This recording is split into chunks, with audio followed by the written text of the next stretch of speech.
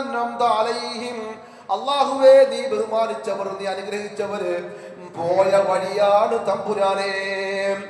അല്ലാഹുവേ നീ ആദരിച്ച മഹാന്മാര് പോയ വഴിയാണ്. ആ വഴി ഏതാണ്? അൻഅമല്ലാഹു മിനൻ നബിയ്യീന വസ്സുദ്ദീഖീന വശുഹദാഇ വസ്സാലിഹീൻ. നീ അനുഗ്രഹിച്ചവരുടെ പാത. ആ അനുഗ്രഹിച്ചവരാരാണ്? ഒന്ന് മിനൻ നബിയ്യീൻ, ഒന്ന് പ്രവാചകന്മാരാണ്. മിനൻ നബിയ്യീന വസ്സുദ്ദീഖീന, രണ്ട് സിദ്ദീഖീങ്ങളാണ്. വശുഹദാഇ വസ്സാലിഹീൻ, മൂന്ന് ശുഹദാക്കളാണ്. നാല് സ്വാലിഹീങ്ങളായ സജ്ജനങ്ങളാണ്. ഇവർ പോയ വഴിയിലൂടെ റബ്ബേ നീ ഞങ്ങളെ നടത്തണേ അല്ലാ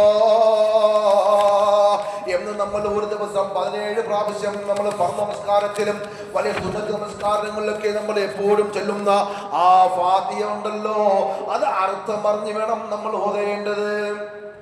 അർത്ഥം അറിഞ്ഞാ ഓതേണ്ടത്. അതുകൊണ്ട് എൻ്റെ പ്രിയപ്പെട്ട മുഅ്മിനുകളെ, ഇന്ന് നമ്മുടെ ഈമാൻ ചൂഷണം ചെയ്യാൻ വേണ്ടി ലോകത്ത് ഒരുപാട് ത്വരീഖത്തുകൾ വരുന്ന കാലഘട്ടമാണ്. നമ്മൾ ഒന്നിലും നിന്ന് അകപ്പെടേണ്ടതില്ല. അതേ മുസ്തഖീമായ വഴിയതാണ് പരിശുദ്ധമായ ഖുർആനും ഹദീസും പഠിച്ച മഹാന്മാരാകുന്ന അള്ളാഹുവിന്റെ ആലിമീങ്ങള്, അതേ ഇമാമീങ്ങൾ നമ്മളോട് പറഞ്ഞിട്ടുണ്ട്. അതിലൂടെ ആ വഴിയുടെ നാം പോകണം. അതേ അവർ ജീവിച്ച് കാണിച്ചു തന്ന നന്മയുടെ വഴികൾ. ആരാണ് അവരെ? മുൻഗാമികളാകുന്ന ആളുകൾ. ആ നന്മയുടെ വഴികളിൽ നാം പിന്തുടർന്ന് പോകണം. അങ്ങനെ പിന്തുടർന്ന ആ വഴി സ്വർഗത്തിന്റെ വഴിയാണ്. അതാണ് മഹാന്മാരെ വഴി. അതുകൊണ്ട് നമസ്കാരം കൃത്യമായി നമസ്കരിക്കണം. പ്രിയപ്പെട്ട മുഅ്മിനുകളെ, അള്ളാഹുവിന്റെ വേണ്ടി നമസ്കരിക്കുന്ന നമസ്കാരം നമസ്കരിക്കുമ്പോൾ നമുക്ക് എന്താണ്? ചില ആളുകൾ നമസ്കരിക്കുന്നത് കണ്ടാൽ അവരെന്തോ വലിയ ജോലി ചെയ്യുന്നത് പോലെയാണ്. പെട്ടെന്ന് നമസ്കാരം കഴിഞ്ഞ് പോകുന്നവരെ നമ്മൾ അല്പം ചെയ്താൽ മതി. അത് വലിയ ഹുശൂഓടുകൂടി നമസ്കരിക്കണം. കണ്ടില്ലേ അല്ലാഹുവിന്റെ ഹബീബ്, നമുക്ക് ചില രോഗം വന്നാൽ നമസ്കാരമില്ല. ഇതൊക്കെ നമ്മൾ പഠിക്കേണ്ടത് മുത്തുനബി സല്ലല്ലാഹു അലൈഹി വസല്ലമ തങ്ങളെ ഈ ലോകം കണ്ട ഏറ്റവും വലിയ അതുല്യനായ നേതാവായ മുഹമ്മദുർ റസൂലുള്ളാഹി തങ്ങൾക്ക് നമസ്കരിക്കാതിരിക്കാമായിരുന്നു.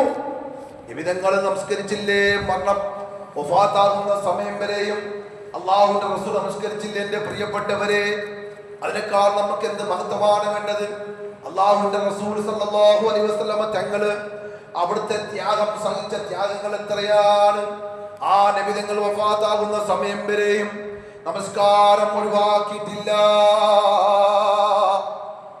എന്റെ പ്രിയപ്പെട്ട ചെറുപ്പക്കാരെ, എത്രയോ ആളുകൾ നമ്മുടെ ഈ സ്ഥലത്ത് താമസിക്കുന്ന മക്കള് അൽഹംദുലില്ലാഹ് അവർ ഇവിടെ വരുന്നുണ്ട്. അല്ലാഹു അവർക്കെല്ലാം ആഫിയത്തുള്ള ആരോഗ്യം നൽകി അനുഗ്രഹിക്കുമാറാകട്ടെ. നമസ്കാരം മരിക്കുന്നത് വരെയും ഉപേക്ഷിക്കാൻ പാടുള്ള ഒരു ഏർപ്പാടല്ല. അതേ ബാക്കി എന്ത് നമ്മൾ നഷ്ടപ്പെടുത്തിയാലും അർഹമുർ റഹീമായ റബ്ബേ അല്ലാഹുമായുള്ള മുനാജാത്ത്